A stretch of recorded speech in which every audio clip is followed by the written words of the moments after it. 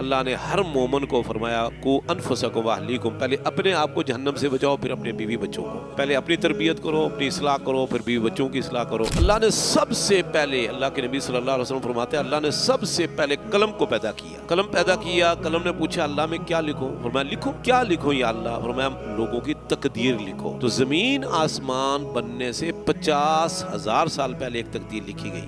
ہم مسلمین کو، مطیع فرمانبردار لوگوں کو، دیندار لوگوں کو کل مجرمین کی طرح کر دیں گے یا مجرمین کو مسلمین کی طرح کریں گے؟ ما لکم کیف تحکمون، کیا ہو گیا تمہیں، کیا ہو گیا آپ کو؟ کیف تحکمون، یہ کس طرح کے فیصلے کر رہے ہو، کس طرح کی سوچ ہے، کس طرح کا ذہن؟ جو لوگ نیک ہیں، نیک عمل کرتے ہیں، اچھے عمل کرتے ہیں، نمازیں پڑھتے ہیں، روزے رکھتے ہیں، اللہ کی عبادت کرتے ہیں، رسول کی اطاعت کرتے ہیں، ماں باپ کی خدمت کرتے ہیں، برے کاموں سے بچتے ہیں، وہ جنت میں ہوں گے، اور جنت کے باہر نہریں بہ رہی ہیں، ہمیشہ اس میں رہیں گے۔ لوگ فاسق ہیں، فاجر ہیں، بدبخت ہیں، اللہ کے دشمن ہیں، دین کے دشمن ہیں، نیک اعمال سے کتراتے ہیں، باغی ہیں، سرکش ہیں اللہ کے دین کے، فنار، وہ جہنم میں ہوں گے۔ سیدنا ابو ہریرہ رضی اللہ فرماتے ہیں اللہ کے نبی صلی اللہ علیہ وسلم نے فرمایا یہ دنیا مومن کے لیے قید خانہ ہے، جیل ہے، جنت الکافر، کافر کی جنت ہے۔ اللہ کے نبی صلی اللہ علیہ وسلم اس بیوی کے پاس گئے تو اس نے کہا جی آپ کے نا منہ مبارک سے نا عرفت، اس طرح کی کوئی چیز آپ نے کھائی ہے تو اس سے خوشبو سی آ رہی ہے عجیب سی۔ تو آپ نے کہا اچھا ٹھیک ہے۔ دوسری بیوی کے پاس گئے تو اس نے بھی یہی کہا، تو آپ کو یقین ہو گیا کہ آ رہی ہوگی خوشبو، تو آپ نے کہا میں زینب کے پاس شہد پیتا ہوں تو آئندہ میں شہد نہیں پیوں گا، چلو، کیونکہ اللہ کے نبی صلی اللہ علیہ وسلم کی طبیعت بہت حساس تھی۔ تو آپ اس طرح کی چیز استعمال نہیں کرتے تھے کہ منہ سے کوئی ہمک سی آئے یا اچھی خوشبو نہ آئے، کیونکہ جبریل علیہ السلام بالکل نبی کریم صلی اللہ علیہ وسلم کے سامنے آمنے سامنے وحی لے کر آتے تھے۔ تو جبریل علیہ السلام کے علاوہ بھی فرشتے آپ کے ارد گرد رہتے ہی تھے، کیونکہ آپ نے ایک مرتبہ صحابہ کرام پیچھے پیچھے چل رہے تھے اللہ کے نبی صلی اللہ علیہ وسلم کے سفر میں، تو آپ نے فرمایا تم میرے آگے چلو، پیچھے والی سائڈ فرشتوں کے لیے چھوڑ دو، میرے پیچھے فرشتے چلتے ہیں۔ تو آپ نے اس لیے کہا کہ یار اگر ان کو محسوس ہوتی ہے تو جبریل اور دیگر فرشتے میکائیل وغیرہ کو بھی محسوس ہوتی ہوگی۔ تو آپ نے کہا میں شاید نہیں کھاؤں گا۔ تو جب نبی کوئی چیز نہیں کھاتا نا، عزم کر لیتا ہے کہ نہیں کھاؤں گا، تو وہ چیز امت پر بھی ممنوع ہو جاتی ہے۔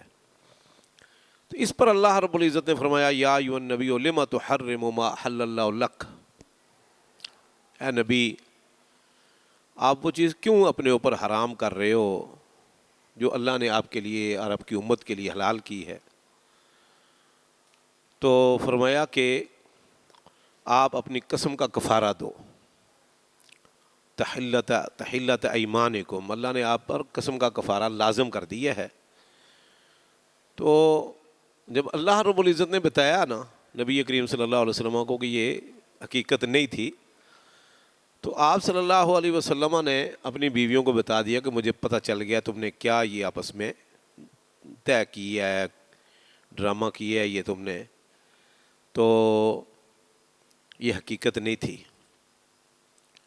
تو ایک بیوی نے پوچھا اللہ کے نبی صلی اللہ علیہ وسلم سے، اچھا وہ نا دونوں آپس میں طے کیا تھا انہوں نے کہ ہم نے یہ کہنی ہے تاکہ ہمارے پاس تو شاید ہے نہیں، اسے بھی نہ پیے، سوکن کا معاملہ ہوتا ہے۔ تو اللہ تعالیٰ نے بتا دیا اپنے نبی کو، نبی کریم صلی اللہ علیہ وسلم نے اس کو بتایا کہ اچھا آپ نے یہ طے کیا تھا۔ تو اس نے کہا من انبأک ھذا، قالت من انبأک ھذا۔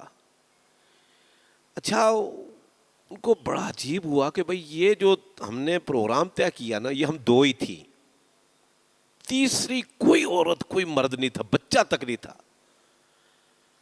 تو ان کو پتہ کیسے چل گیا نبی کریم صلی اللہ علیہ وسلم کو؟ تو حیرت سے پوچھا من انبأک ھذا، یہ آپ کو بتایا کس نے بھائی کہ ہم نے یہ کیا ہے؟ اب آپ اندازہ لگاؤ آج کے دور میں اگر کوئی یہ کہہ دے جملہ تو وہ تو گستاخ رسول ٹھہرے کہ تجھے پتہ نہیں اللہ کے رسول غیب جانتے ہیں، تو کس طرح کی جو باتیں کرتا ہے؟ تو سب کو پتہ تھا، اور نہ ہی اللہ کے نبی صلی اللہ علیہ وسلم نے اس کو ڈانٹا، نہ یہ کہا کہ تو گستاخی کر رہی ہے، نہ یہ کہا کہ تجھے نہیں پتا کہ میں غیب جانتا ہوں۔ فرمایا بل نبأنی اللہ، نبأنی اللہ علیم الخبیر، بلکہ مجھے اس ہستی نے خبر دی ہے جو علم والا ہے، اور خبر رکھنے والا ہے. مجھے اس ہستی نے خبر دی ہے، نبأنی، اسی سے نبی ہوتا ہے، نبی کا معنی خبر دینے والا، کہ جو بہت علم والا ہے اور بہت خبر رکھنے والا ہے. یعنی اللہ نے مجھے بتلا دیا ہے، وہ اسی صورت کے ذریعے بتا دیا. پھر اللہ نے فرمایا کہ بھائی تم دونوں بھی توبہ کرو. تو بہرحال انہوں نے بھی اپنی اصلاح کی. میں یہ آپ کو یہاں بتانا چاہ رہا تھا کہ دیکھیں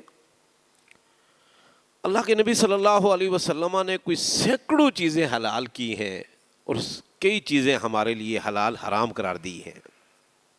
مثال کے طور پر اللہ کے نبی صلی اللہ علیہ وسلم نے فرمایا کہ دیکھو اللہ نے فرمایا حرمت علیکم المیتۃ والدم ولحم الخنزیر وما احل لغیر اللہ بہ والمنخنقۃ والموقوذۃ والمتردیۃ.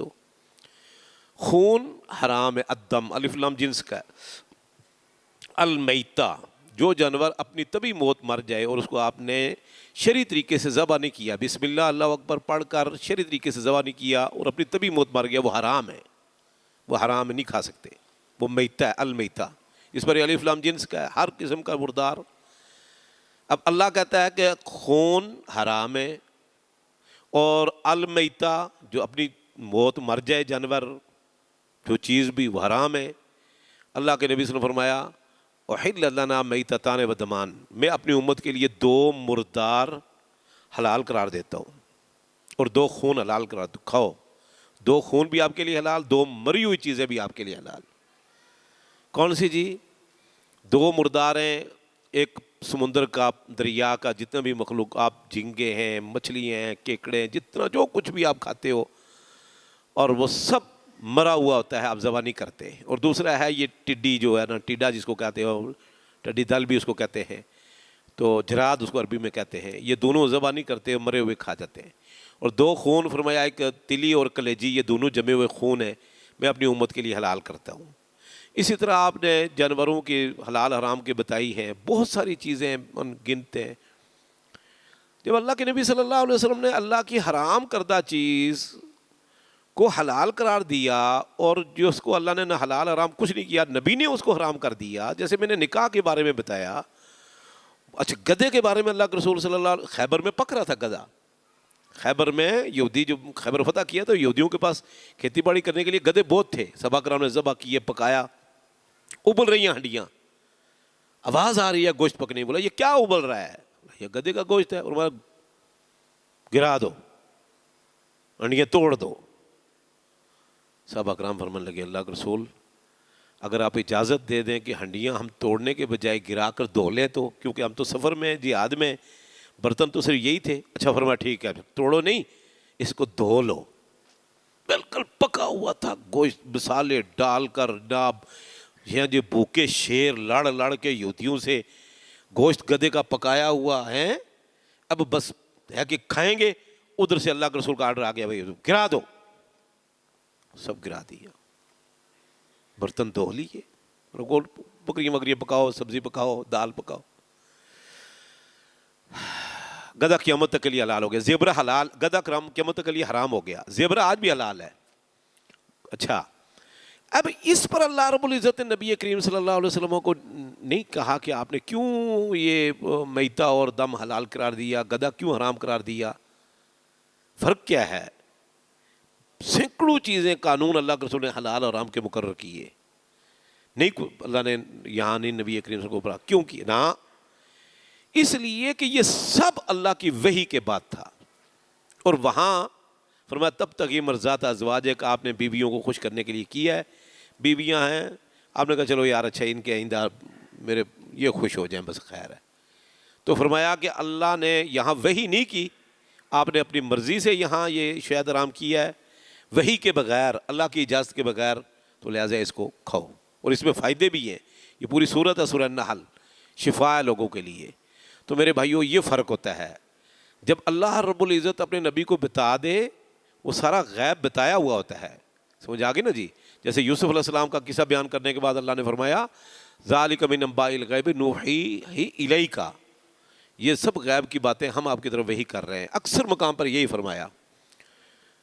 تو یہاں بھی اللہ رب العزت نے پھر بتا دیا کہ نہیں شاید کھاؤ اس کے بڑے فائدے ہیں، آپ ان کی وجہ سے شہد نہ حرام کرو، امت پر یہ حرام ہو جائے گا، آپ اس کا کفارہ دے دو۔ پھر اللہ کے نبی صلی اللہ علیہ وسلم نے کفارہ دے دیا، جیسا کہ بخاری کے اندر حدیث موجود ہے۔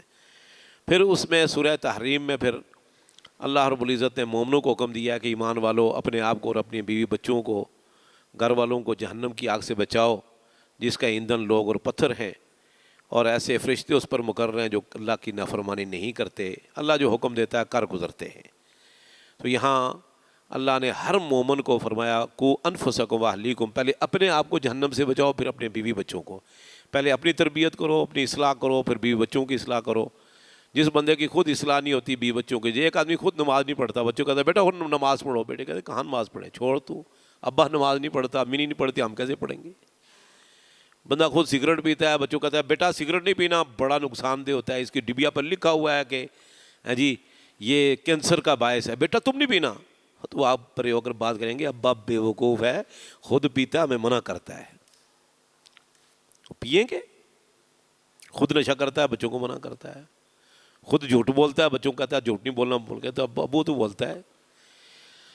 اللہ اکبر۔ فرمایا پہلے کو انفسکم، اپنی اصلاح کرو، اپنے جہنم سے بچاؤ، پھر اپنے اہل و عیال کو۔ اور اس کے بعد پھر اللہ رب العزت نے توبہ کا حکم دیا ہے کہ سارے اکٹھے ہو کر اللہ کی طرف رجوع کرو، توبہ کرو، بڑے بڑے گناہوں سے اور چھوٹے گناہوں سے۔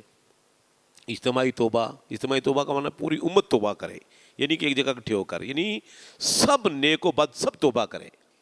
اور اس کے بعد پھر نوح علیہ السلام اور لوط علیہ السلام کی بیوی کا واقعہ بیان کیا مومنوں کے لیے کہ دیکھو یہ دونوں نبی تھے لیکن دونوں کی نبیاں خائن تھیں، فخانتاہما فلم یغنیا عنہما من اللہ شیئا، یہ دونوں نبی تھے، برگزیدہ نبی تھے، لیکن بیویوں نے خیانت کی، ایمان نہ لائیں، تو جہنم کا ایندھن بن گئیں، اور بلکہ عذاب میں یہ مبتلا ہو گئیں، عذاب آیا تو یہ بھی ماری گئی عذاب میں۔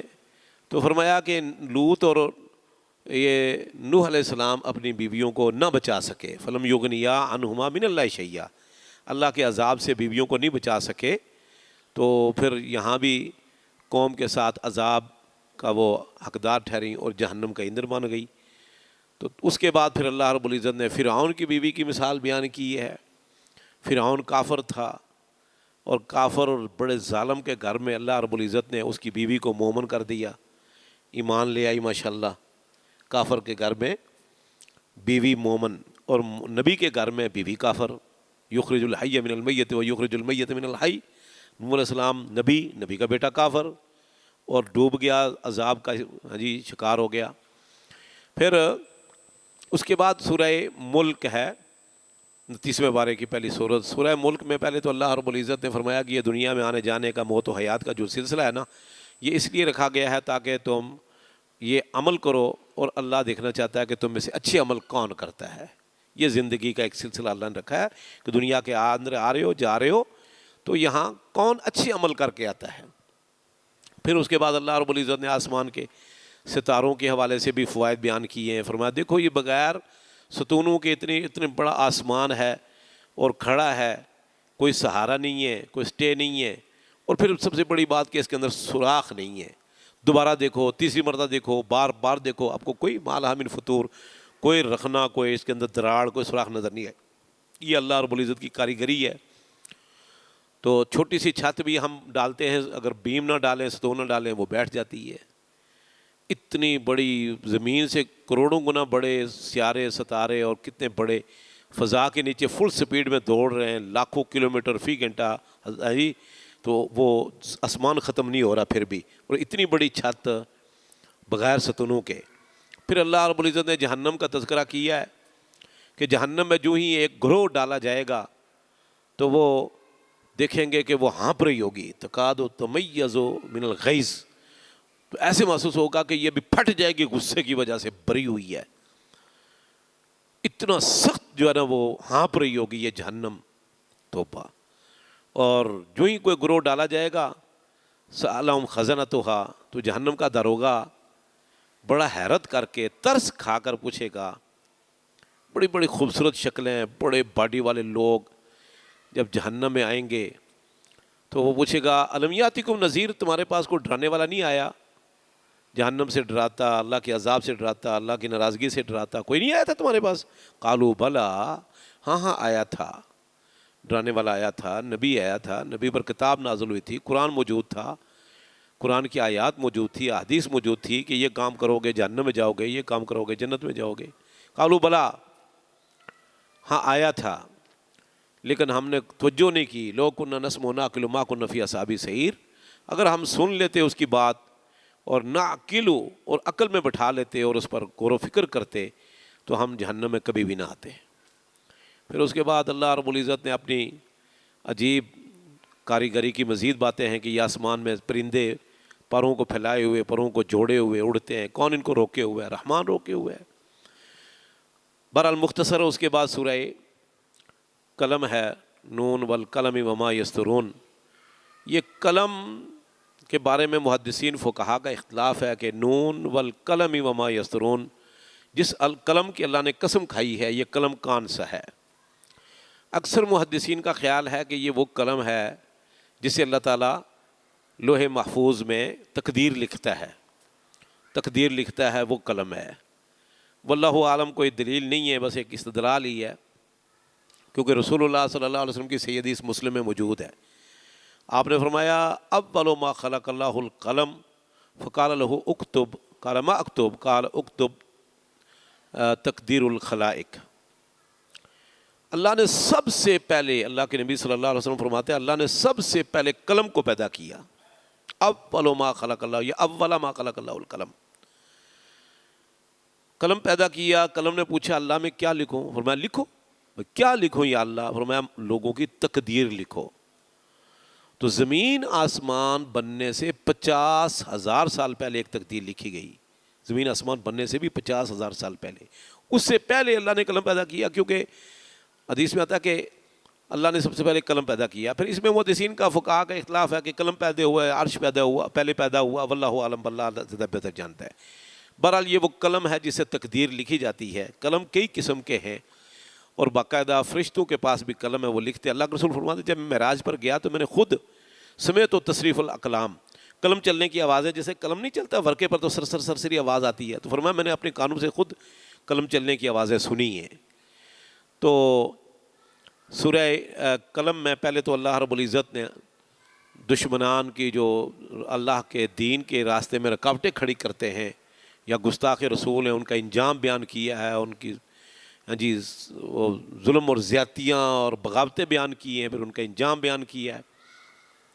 پھر اللہ نے ایک واقعہ بیان کیا ہے کہ کچھ لوگ تھے بنی اسرائیل کے، وہ باپ ان کا بڑا نیک تھا، صدقہ خیرات کرتا تھا، جب باغ تھا بہت بڑا باغ میں کھجور انگور سارا کچھ ہی تھا، تو وہ صدقہ خیرات، تو وہ بیچارہ ابا فوت ہو گیا تھا، بیٹے کہنے لگا ابا تو بے وقوف تھا، سادہ تھا بیچارہ، تو جب کاٹتا تو مسکین آ جاتے، تو بھی لے جا، تو بھی لے جا، تو بھی لے جا، تو وہ دیتا تھا۔ ہم اس طرح کریں کہ راتوں رات چلیں اور رات کو ہی باغ کا پھل چن کر لے آئیں، اور صبح جب مسکین آئیں گے تاکہ رات کو مسکین کا سوئے ہوئے، صبح جب دن چڑھے کا ناشتہ کر کے مسکین آئیں گے، ارد گرد کے گاؤں گوٹھوں کے بچے آ جاتے ہیں غریب نا، جیسے قربانی ہوتی ہے تو غریب لوگوں کے بچے آ جاتے ہیں، بھائی ابھی بھی گوشت دو، یا گاؤں گوٹھوں میں چاول کی فصل، گندم کی فصل جی اٹھتی ہے تو غریب لوگ آ جاتے ہیں تھیلیاں لے کر، بھائی ہمیں تھوڑے سے چاول دے دو۔ تو فرمایا اللہ یدخلنھا علیکم مسکین، آج کو مسکین قریب نہ پھٹک پائے گا انشاءاللہ۔ اچھا بہرحال مشورہ کر کے ٹھیک ہے بھائی، دن کو مسکین آئیں گے دیکھیں گے باغ خالی، پھل ہی راتوں رات اٹھا کے لے جاؤ آم کا۔ ایسے ہی ہوا، مشورہ کیا، بہرحال ان میں سے جو درمیان تھا نا کوئی سمجھدار تھا، اس نے کہا ایسا نہ کرو، اللہ کا حصہ بھی دو، وآتوا حقہ یوم حصادہ، لیکن باقی بھائی نہیں مانے، انہوں نے کہا چلو ٹھیک ہے۔ اللہ فرماتے آگے جب باغ میں پہنچے نا راتوں رات، بورے اٹھائے ہوئے ہیں، کٹے اٹھائے ہوئے ہیں، رسیاں اٹھائی ہوئی ہیں، وہ پھل جمع کرنے کے لیے آئے، تو دیکھا آگے دیکھا تو باغ جناب اجڑا ہوا ہے، نہ کوئی درخت، نہ کوئی انگور کی بیل، زمین کے اوپر پڑی ہوئی بیلیں، درخت پڑے ہوئے جلے ہوئے، بالکل باغ ویران، پھلوں کا نام و نشان نہیں۔ پہلے تو کہنے لگے کہ ہم راستہ بھول گئے ہیں، ہم راستہ بھول گئے، یہ باغ کسی اور کا ہے ہمارا نہیں۔ دوسرا کہنے لگا نہیں راستہ نہیں بھولے، باغ ہمارا ہی ہے. قال اوسطہم الم اقل لکم، چھوٹے نے کہا میں نے تمہیں کہہ نہیں رہا تھا مسکین کا حق نہ مارنا، تم نے مارا نا، نتیجہ کیا نکلا؟ اب لگے ایک دوسرے کو ملامت کر، تو نے مشورہ دیا تھا، وہ کہتا تو نے مشورہ دیا تھا، وہ کہتا تو نے مشورہ دیا تھا. اب ہتھیلیاں مرنے لگے. یقلب کفیہ علی ما انفق، جیسے سورہ کہف میں بھی گزرا ہے. اس کا بھی باغ تباہ ہو گیا تھا، برباد. تو پھر سورہ ایک قلم میں اللہ رب العزت نے ایک سوال مجھ سے اور آپ سے کیا ہے. کیا سوال ہے؟ افنجعل المسلمین کالمجرمین. ہمارے یہاں بھی آئیے تصور ہے نا، کیا تصور ہے؟ یہی سوچ ہے، یہی ذہن ہے. یار یہ مولویوں کی باتیں ہیں، نمازیں پڑھو، روزے رکھو، زکوٰۃ دو، صدقہ خیرات کرو، حج عمرہ کرو، یہ سب مولویوں کی باتیں ہیں، اور بس وہاں تو کوئی بات نہیں، نہ بھی نمازیں پڑھیں، نہ بھی روزے رکھے، نہ دین پر عمل کیا، اللہ نے بخش ہی دینا ہے، جنت میں چلے ہی جائیں گے، اللہ معاف کر دے. یہ مولوی کی بات ہے. یہ ذہن ہے کہ وہاں گھوڑا گدھا برابر ہو جائے گا، عمل کرنے والا بے عمل، نمازی بے نمازی، روزہ دار روزہ خور، حلال کھانے والا حرام کھانے والا، اللہ کی اطاعت کرنے والا اللہ کی نافرمانی کرنے والا برابر ہو جائیں گے. برابر ہو جائے گا، سب کو جنت میں بھیج دے گا، سب کو جنت میں بھیج دے گا. یہ ایک ذہن ہے کئی لوگوں کا، کہتے رہتے.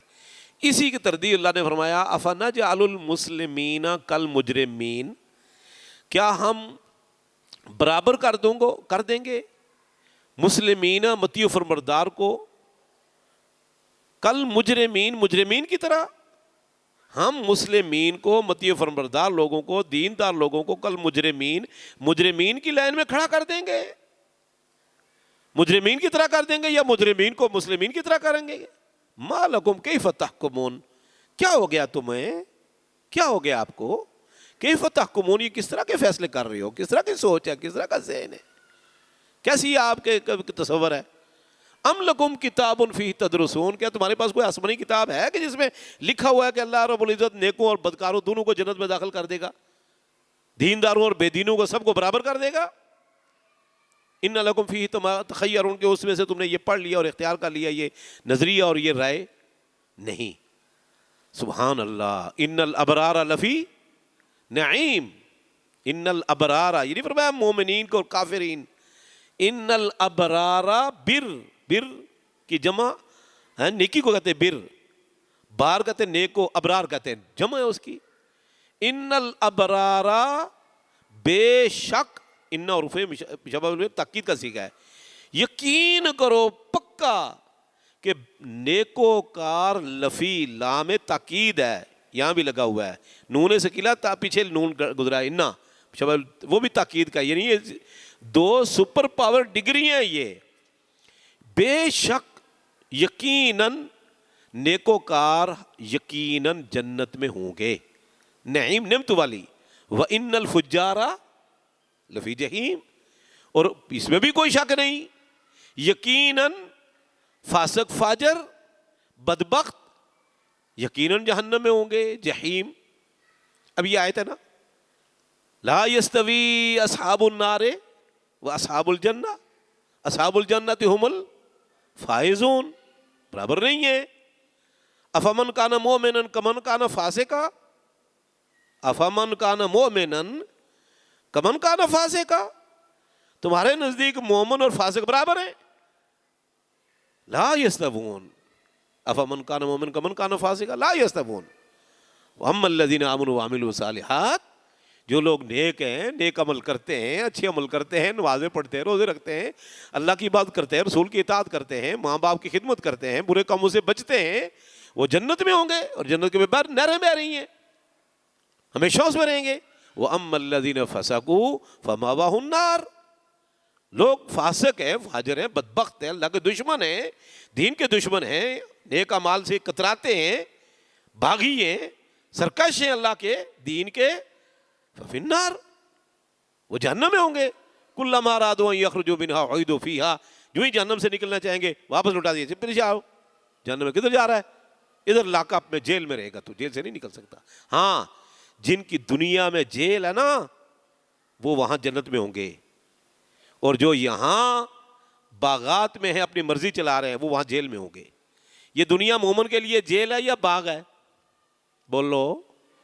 صحیح مسلم کی حدیث ہے، سیدنا ابو ہریرہ رضی اللہ عنہ فرماتے ہیں اللہ کے نبی صلی اللہ علیہ وسلم نے فرمایا الدنیا سجن المؤمن، یہ دنیا مومن کے لیے قید خانہ ہے، جیل ہے، وہ جنت الکافر، کافر کی جنت ہے۔ اب آپ یہاں بیٹھے ہوئے ہو نہ چوری، اب کتنے نوجوان اس وقت چوریاں کر رہے ہوں گے بھئی جو گزار رہی ہیں، کتنے اس وقت حرام کھا رہے ہوں گے، کتنے لوگ اس وقت فراڈ کر رہے ہوں گے، کتنے لوگوں نے روزے بھی نہیں رکھے، سمجھ آ رہی نہیں آ رہی؟ تو میرے بھائیوں یہ اللہ کا ٹل فیصلہ ہے، یہ کہ ہاں اللہ کے بندہ توبہ کر لے، اللہ توبہ قبول کر لے، ورنہ اللہ نے تو انشاءاللہ ان الابرار لفی نعیم و ان الفجار لفی جہیم، یہ اللہ کے یہاں ٹل فیصلہ ہے۔ اور اس طرح کی بے شمار، ابھی قاری صاحب نے پڑھی ماشاءاللہ آخر میں جو ابھی سورہ واقعہ پڑھی نہ وہ کیا نام ہے حق کا، اما من اوتی کتابہ بیمینہ فیقول ہاؤم اقرؤوا کتابیہ انی ظننت انی ملاق حسابیہ فہو فی عیشۃ راضیہ فی جنت عالیہ قطوفها دانیہ کلوا واشربوا ہنیئا بما اسلفتم فی الایام الخالیہ، وہ دنیا کے اندر عمل کر کے آئے ہو، اعمال نامہ رزلٹ آپ کا دائیں ہاتھ میں مل رہا ہے، اور عیاشیاں کرو جنت میں۔ اور دوسرے جو لوگ ہیں وَأَمَّا مَنْ أُوتِيَ كِتَابَهُ بِشِمَالِهِ فَيَقُولُ يَا لَيْتَنِي لَمْ أُوتَ کتابیہ۔ تو میرے بھائیوں یہ دنیا قید خانہ ہے، آنکھ پر پابندی ہے، کان پر پابندی ہے، رقص سرور موسیقی گانا بجانا، بری بات جھوٹ نہیں سننا، جہاں جھوٹی مجلس سے اٹھ جاؤ، دھوکے اور بےایمانیوں اٹھ جاؤ، جہاں غیبتیں ہو رہی ہوں منع کرو تو اٹھ جاؤ، زبان پر پابندی، ہاتھ پر پابندی، سوچ فکر پر پابندی، گناہ نہیں کرنا، پابندیاں، روزہ صبح سے شام تک آپ نے کھانا پینا نہیں کھایا پیا، پابندی۔ تو یہ پابندیاں ہیں، یہ ہمارے لیے قید خانہ ہے، اپنی مرضی سے کچھ نہیں، ہم اللہ اور اس کے رسول کی مرضی کے مطابق دین اسلام نے جو کہا ہے، کافروں پر کوئی پابندی نہیں، کھلا کھائیں حرام کھائیں، ننگے ہو گئے بالکل ہی، کوئی پوچھنے والا نہیں۔ ہاں جو دنیا میں جیل میں ہے خربوں ضرب خربوں سال باغات میں ہوگا، جنات تجری من تحتها الانہار، اور جو دنیا میں باغوں میں ہے اپنی مرضی چلاتا ہے، وہاں اس کی مرضی نہیں چلے گی، اور جو نکلے جائے گا لگے گا نا کلما ارادوا ان یخرجوا منها اعیدوا فیہا، چل نکل سکتا ہے جہنم سے باہر۔ اللہ دین کو سمجھنے، اس پر عمل کرنے کی توفیق عطا فرمائے۔